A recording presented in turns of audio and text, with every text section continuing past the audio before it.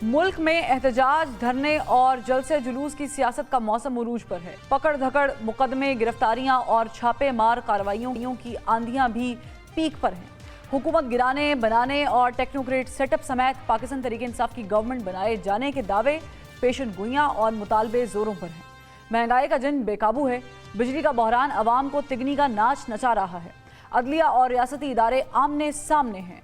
दहशतगर्दी का नासूर फन फैलाए खड़ा है और अमेरिका में पाकिस्तान मुखालिफ बिल पेश किए जा रहे हैं। हमारे हुक्मरानों की सारी तवज्जो अवाम से ज़्यादा टैक्स इकट्ठा करने, IMF से कर्ज लेने और अपोजिशन को जेल की सलाखों के पीछे रखने पर मरकूज है। जहां तक रही अपोजिशन, तो वो 8 फरवरी से लेकर आज तक अपना मैंडेट वापस लेने और फॉर्म 45, फॉर्म 47 की घुमन घेरियों में फंसी हुई है। अवाम इंसाफ के लिए अदालतों के चक्कर काट रहे हैं।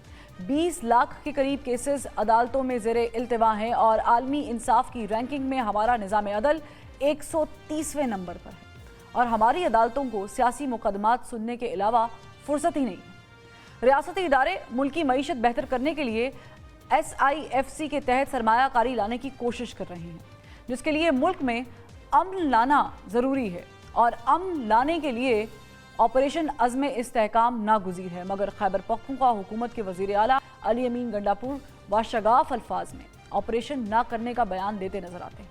हुकूमत रियासती इदारों के साथ खड़ी हर कीमत पर ऑपरेशन अज़्म इस्तेहकाम करना चाहती है।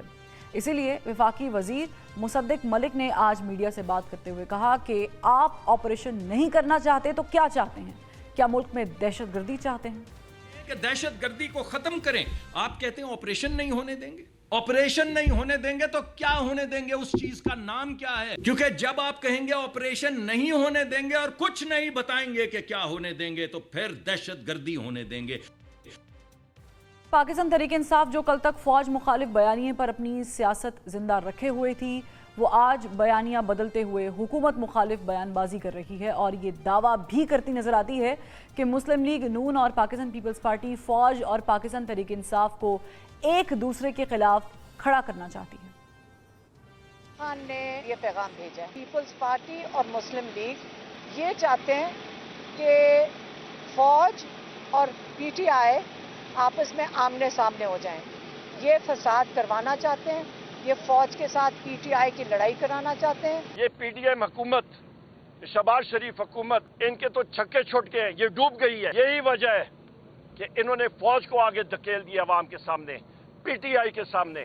नहीं होना चाहिए। पाकिस्तान तहरीक इंसाफ के बयानिए मज़ाहमत और मुफाहिमत में एक मरतबा फिर ट्विस्ट आया है और दूसरी जानिब बानी पाकिस्तान तहरीक इंसाफ को ज़्यादा से ज़्यादा अरसा जेल में रखने और पार्टी पर पाबंदी लगाने वाली नून लीगी हुकूमत भी अपनी जारहाना रवैये से 2 कदम पीछे हटती नजर आती है। आर्टिकल 6 लगाने और पार्टी को बैन करने वाली बात तो भुलाने के बाद आप नून लीग हुकूमत के वफाकी वजीर पाकिस्तान तहरीक इंसाफ को मुज़ाकरात की दावत देते नजर आते हैं।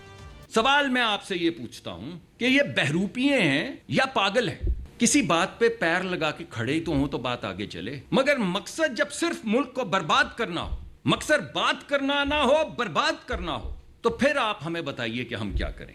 खुशैन बात यह है कि सियासी क़ुव्वतें बज़ाहिर एक कदम पीछे हटती दिखाई देती हैं, क्योंकि इस वक्त मुल्क के जो हालात हैं, सभी स्टेक होल्डर्स और सियासी जमातों को ग्रैंड डायलॉग के लिए एक पेज पर आने की ज़रूरत है। अगर एक भी पार्टी या इदारा एक पेज पर नहीं आता तो मुल्क में अमन और सरमायाकारी लाकर मईशत मजबूत करना जुए शीर लाने के मुतरादिफ है। अगर मुल्की तरक्की ज़रूरी है तो सभी स्टेक होल्डर्स का एक पेज पर आना भी ज़रूरी है, मगर सवाल यह है कि मुज़ाकरात के बयान और अमली तौर पर मुल्की मुफाद के लिए एक पेज पर आने के लिए कोई जीदगी भी दिखाएगा या फिर नहीं।